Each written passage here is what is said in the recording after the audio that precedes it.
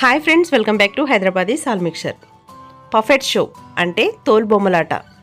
ఈ తోలుబొమ్మలాటలు ప్రాచీన కళ, వేల సంవత్సరాల చరిత్ర కలిగినటువంటి ఓ తరం ఆవిష్కరించినటువంటి అద్భుత కళారూపం. మూగబొమ్మలకు జీవం పోసి జీవం సాగే ఆట తోలుబొమ్మలాట. కానీ ఈ జనరేషన్ మారుతున్న టైంలో ఈ పఫెట్ షోకి ఆదరణ తగ్గిందనే చెప్పవచ్చు.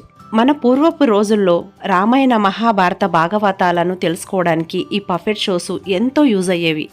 అంతేకాదు స్వాతంత్ర సమరంలో ఈ తోలుబొమ్మల ద్వారా ఎంతో మందిని ప్రేరేపితులను చేసి స్వతంత్రాన్ని సంపాదించటంలో ఈ తోలుబొమ్మలకు కూడా ఒక ప్రత్యేక స్థానం ఉందనే చెప్పవచ్చు. అటువంటి పఫెట్స్ని తయారు చేయడానికి ఎటువంటి కష్టాన్ని, ఎటువంటి చర్మాన్ని, ఎటువంటి కలర్స్ను వాడతారు. అలాగే శిల్పారంభంలో ఉన్నటువంటి లెదర్ పఫెట్ మ్యూజియంని కూడా మనం ఈ వీడియోలో చూసేద్దాం. సో ఎంతో ఇన్ఫర్మేషన్ ఉన్నటువంటి ఈ వీడియోని స్కిప్ చేయకుండా ఎండ్ వరకు చూసేయండి. అలాగే ఫ్రెండ్స్ అండ్ రిలేటివ్స్ అందరికీ కూడా ఈ వీడియోని షేర్ చేయండి. అలాగే కొత్త వారైతే మన ఛానల్ని సబ్స్క్రైబ్ చేయండి. లైక్ చేయడం మాత్రం అస్సలు మర్చిపోవద్దు. ఇక వీడియోలోకి వెళ్దామండి. ముందుగా ఈ పఫెట్స్ని ఎలా తయారు చేస్తారనే విషయం గురించి అయితే తెలుసుకుందామండి. ఒక పఫెట్ అంటే ఒక తోలు బొమ్మను తయారు చేయడానికి దాదాపుగా 1 వీక్ నుంచి 10 డేస్ వరకు టైం అయితే పడుతుందండి. అంటే దాని సైజును కానీ దానికి ఉన్నటువంటి క్యారెక్టర్కు తగినటువంటి డెకరేట్ చేసేటువంటి ఐటమ్స్ను బట్టి దానికి టైం అయితే పడుతుంది. ఇంతకీ ఆ పఫెట్ తయారు చేయడానికి లెదర్ అంటే చర్మాన్ని వాడి చేస్తారండి. ఈ చర్మం జంతువుల చర్మం నుంచి తయారు చేస్తారు. జింక, దుప్పి, లేడీ ఐ వాటి చర్మం నుంచి ఒకప్పుడు తయారు చేసేవారు. కానీ ఇప్పుడు జింకలను చంపటం, దుప్పిలను చంపటం అనేది చట్టరీత్యా నేరం కాబట్టి వాటికి పర్మిషన్ లేదు. ఇక వాళ్ళకు ఉన్న ఆల్టర్నేటివ్ ఉన్నటువంటి ఏకైక సొల్యూషన్ ఏంటంటే మేక చర్మాలన్నమాట. ఈ మేక తోలుతోనే ఈ పఫెట్ అనేది తయారు చేస్తారు. అయితే ఇంతకీ మేక చర్మాన్నే ఎందుకు వాడతారు? ఇంకా చాలా రకాల అంటే కుక్కవి కానీ ఇంకా రకరకాల చర్మాలు దొరుకుతాయి కదా, వాటిని వాడొచ్చు కదా అని అన్నట్లయితే ఖచ్చితంగా మేకతోలే వీటికి సూట్ అవుతుందండి. ఎందుకు అనేసి అన్నట్లయితే ఈ మేకతోలు ఈజీగానే మనకు అవైలబుల్గా దొరుకుతుంది. శుభ్రం చేయటం కూడా ఈజీగానే అవుతుంది. ఈజీ అంటే ఈజీ ఏం కాదు, దానికి ప్రాసెస్ ఉంటుంది. అది కడగాలంట వేడి నీళ్ళల్లో. ఆ వేడి నీళ్ళల్లో కడిగినప్పుడు ఆ పవర్ని, ఆ హీట్కి తట్టుకునేటువంటి పవర్ కూడా ఈ మేకతోలుకే ఉంటుందని అంటున్నారు. అంతేకాదు ఈ మేకతోలు కొంచెం హోల్స్ పెడుతూ ఉంటారనమాట. ఆ హోల్స్ పెట్టినప్పుడు కూడా చిరగకుండా, అది క్రాక్స్ ఇవ్వకుండా ఉండడానికి ఇది స్టిఫ్గా ఉంటుందన్నమాట. సో మేక చర్మాన్నే ఖచ్చితంగా తీసుకుంటారు. అది తీసుకొచ్చిన తర్వాత వాటిని వేడి నీళ్ళలో శుభ్రంగా కడిగేసి ఒక 2-3 డేస్ డ్రై చేసేసి ప్రాసెస్ ఉంటుందన్నమాట. అలా ప్రాసెస్ చేసి ఆ తర్వాత ఈ మేక చర్మాన్ని మనకు పర్ఫెక్ట్గా కట్ చేసుకొని డ్రాయింగ్ చేసుకొని వాళ్ళకి ఎటువంటి షేప్ కావాలో అటువంటి షేప్ కట్ చేసుకోవడానికి అనుకూలమైనటువంటి ఈ స్కిన్ అనేది మేక నుంచే దొరుకుతుంది. అందుకోసమనే ఈ తోలు నుంచే ఈ తోలు బొమ్మల తయారీకి ఈ మేక చర్మాన్ని అనువైంది అనేసి వాడుతున్నారు అన్నమాట. అయితే ఈ మధ్య కాలంలో మిషనరీ ద్వారా క్లీన్ చేసినటువంటి మేకతోళ్ళు కూడా దొరుకుతున్నాయండి. కానీ మనుషులు చేసినటువంటిది అయితే మనకు దాదాపుగా 100 సంవత్సరాలు కూడా చెక్కు చెదరకుండా బాగుంటుందన్నమాట క్వాలిటీ. మిషనరీ ద్వారా చేసింది అయితే దాదాపు 10 నుంచి 15 సంవత్సరాల వరకే వాటి లైఫ్ ఉంటుంది. సో ఎప్పుడైనా కానీ మనిషి చేసింది మ్యాన్ పవర్ బెస్టే కదండి. కొంచెం లేట్ అవుతుంది, కష్టం అవుతుంది, బట్ అది ఎప్పుడు స్టిల్ 100 ఇయర్స్ అబోవ్ కూడా ఉంటుందని చెప్తున్నారు. మేకతోలుతో పఫెట్ తయారు చేసేటప్పుడు ముందుగా డ్రాయింగ్ వేసుకొని చేస్తూ ఉంటారు. మరి డ్రాయింగ్ వేసుకోవాలి అని అంటే వాటికి బ్రషెస్ వాడతారు కదండి. ఆ బ్రషెస్ కూడా మనం మామూలుగా పెయింటింగ్స్ వాడే బ్రషెస్ అయితే వాడరండి. స్వయంగా వారే వెదురు బుంగలతో తయారు చేసిన వాటితో వారికి కావాల్సిన పెయింటింగ్ బ్రష్లను అయితే షేప్స్ చేసి తోలు బొమ్మల పెయింటింగ్స్ అయితే వేసుకోవడానికి వాళ్ళు యూజ్ చేస్తారనమాట. కలర్స్ కూడా ఒకప్పుడు న్యాచురల్గా అంటే మోదుగు చెట్ల నుంచి తీసుకొచ్చినవి కానీ, వేప చెట్ల నుంచి తీసుకొచ్చిన గమ్స్ కానీ, అలా రకరకాల న్యాచురల్ కలర్స్ వాడేవారు. ఇప్పుడు మాత్రం చేంజ్ చేస్తున్నారని చెప్తున్నారు. జనరల్గా మనకు ఈ పఫెట్ షోలో రామాయణం, మహాభారతం, భాగవతాలకు సంబంధించిన క్యారెక్టర్స్తో చేసేటువంటి ఈ అద్భుత కళను ఇప్పుడు జనరేషన్కి తగ్గట్టుగా డిఫరెంట్ కూడా చేస్తున్నారు. వాళ్ళు కూడా జనరేషన్కి తగ్గట్టుగా చేంజెస్ తీసుకొస్తున్నారనమాట. మనం ఆదరించే దాన్ని బట్టే కదా వాళ్ళకు కూడా.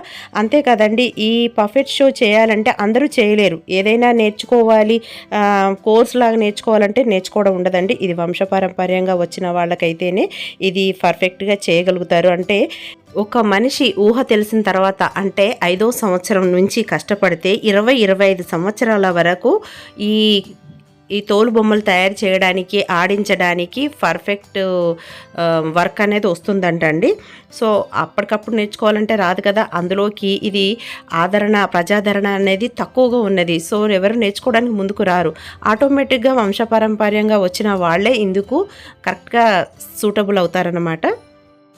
పఫెట్ షోకి సరైన ఆదరణ లేదండి. అందుకోసమని వాళ్ళు ఏం చేస్తున్నారంటే ఈ పఫెట్స్ని అందంగా, చాలా అందంగా లేటెస్ట్ మోడల్స్లో డిజైన్ చేసేసి ఒక గ్లాస్ ఫిట్టింగ్తో ఫ్రేమ్లా చేసేసి ఇళ్లలో పెట్టుకునేటువంటి వాల్ డెకర్స్గా పెట్టుకోవడం కోసం అనేసి షోలో పెట్టుకోవాల్సిన మంచి మంచి కళాకృతులను అయితే వీరు తయారు చేస్తున్నారు. ఇలాంటి కళాకృతులన్నీ కూడా మనకు శిల్పారామంలో ఇప్పుడు అయితే అవైలబుల్గా ఉందండి.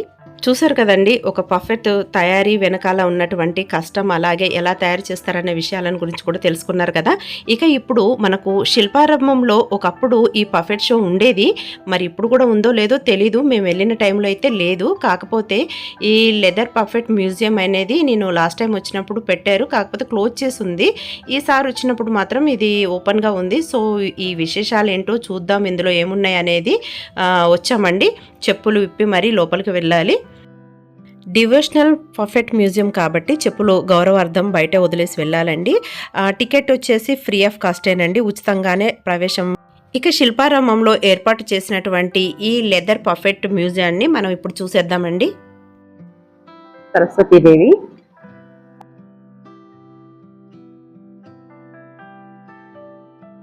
నీలాదేవి,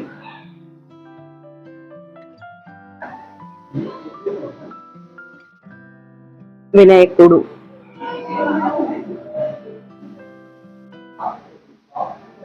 వానర సుగ్రీవుడు, లక్ష్మణుడు, శ్రీరాముడు, అంగదుడు, శూర్పణఖ, లక్ష్మణుడు చెవులు ముక్కులు కోస్తున్నారు చూడం. ఇక్కడ లక్ష్మణ స్వామి, నరాంతకుడు, నరాంతక యుద్ధం, హనుమంతుడు,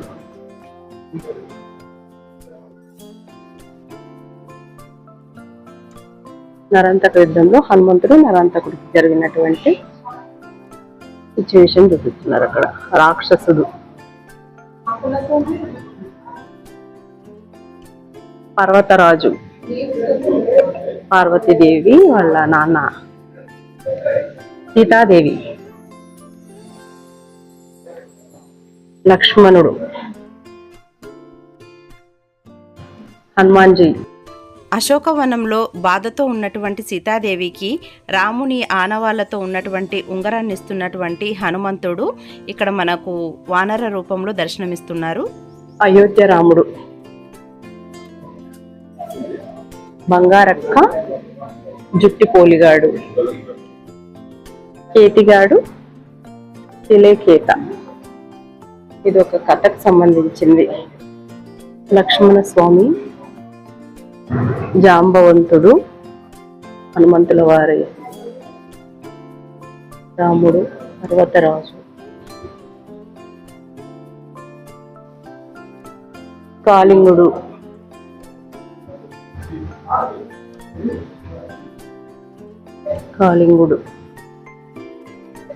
కుషేణుడు, అంగదుడు,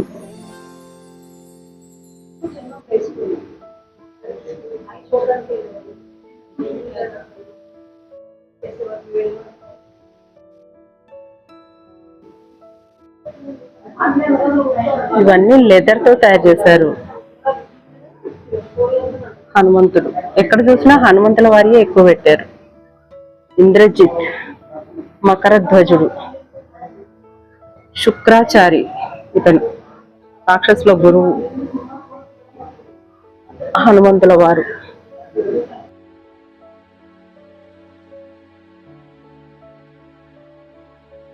ప్రహస్తుడు, విభీషణుడు, హనుమంతుల వారు, క్షయవీరుడు. మ్యూజియంలో భలే పెట్టారమ్ములు, ఇదంతా లెదర్ అమ్ములు. ఆంజనేయుడు, రక్త పాలాక్షుడు ఇతడంట మధ్యలో ఉన్నాడు. రావణాసురుడు, రావణ బ్రహ్మ. అలాగే పక్కన మనకు ఎవరు, వీరభటుడు అంట, వీరభటుడు.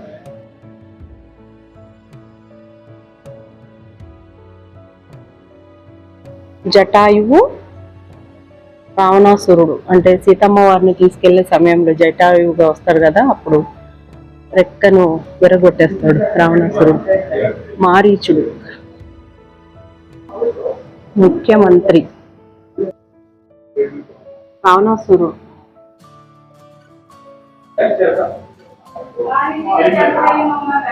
ఈ లెదర్ అన్ని కట్ చేసి క్రాఫ్ట్ చేసేసి డిజైన్ చేసేసి అటాచ్ చేశారనమాట వీటిని. మారీచుడు, నీలుడు, కుంభకర్ణుడి వధ. శ్రీరామచంద్రుడు కుంభకర్ణుడిని వధించినటువంటి దృశ్యాన్ని ఇక్కడ మనకు పటులు స్వీకరించారు. నీలుడు ఇదైతే భలే నచ్చింది నాకు, కలర్ఫుల్ గా ఉంది. హనుమంతుల వారు అంటే ఒక్కొక్క ఘట్టానికి సంబంధించింది.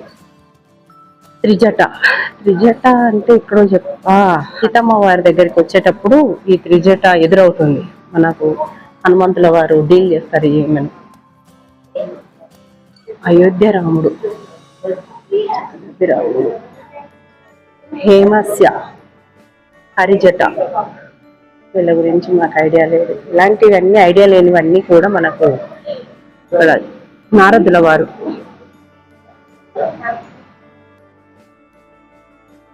అమ్ముడు ఎలా ఉంది, బాగుందా, వచ్చిందా? మన ఇతిహాసాలకు సంబంధించినటువంటి ఈ లెదర్ షో చాలా బాగుందండి. పిల్లలకు ప్రతి ఒక్కరికి కూడా ఇది చూపించవలసినటువంటి ఆవశ్యకత ఎంతైనా ఉంది. అంటే నాకు ప్రత్యక్షంగా డైరెక్ట్ గా కనిపిస్తూ ఉంటుంది. ఒక్కొక్కటి చూడాలి, మనము తెలుసుకోవాలి అనే జిజ్ఞాస అయితే ఇక్కడికి తీసుకొస్తే కలుగుతుంది అనమాట. సో ఈ వీడియో కనుక మీకు నచ్చినట్లయితే తప్పక లైక్ చేయండి, షేర్ చేయండి. అలాగే కొత్త వారైతే మన ఛానల్ని సబ్స్క్రైబ్ చేసి బెల్ బటన్ ఎనేబుల్ చేయండి. మరో మంచి ఆసక్తికరమైన విషయంతో మళ్ళీ కలుద్దాం. అంతవరకు అందరూ బాగుండాలి, అందులో మనం ఉండాలి. సర్వే జన సుఖినో భవంతు. స్వస్తి. అన్నట్టు చెప్పడం మర్చిపోయానండి, శిల్పారామంలో ఆల్ ఇండియా క్రాఫ్ట్ మేళాని డిసెంబర్ 15th నుంచి డిసెంబర్ 31st 2024 వరకు కూడా ఇది పెట్టారండి. సో ఇందులో భాగంగా పీఫా the designer unit of Kashmirs వాళ్ళు ఫస్ట్ టైం వాళ్ళ ప్రోడక్ట్ని లాంచ్ చేశారండి. సో ఖచ్చితంగా వీలు ఉంటే వెళ్ళి చూడండి. దీనికి సంబంధించినటువంటి వీడియోని త్వరలోనే అప్లోడ్ చేస్తాను, ఖచ్చితంగా చూడండి.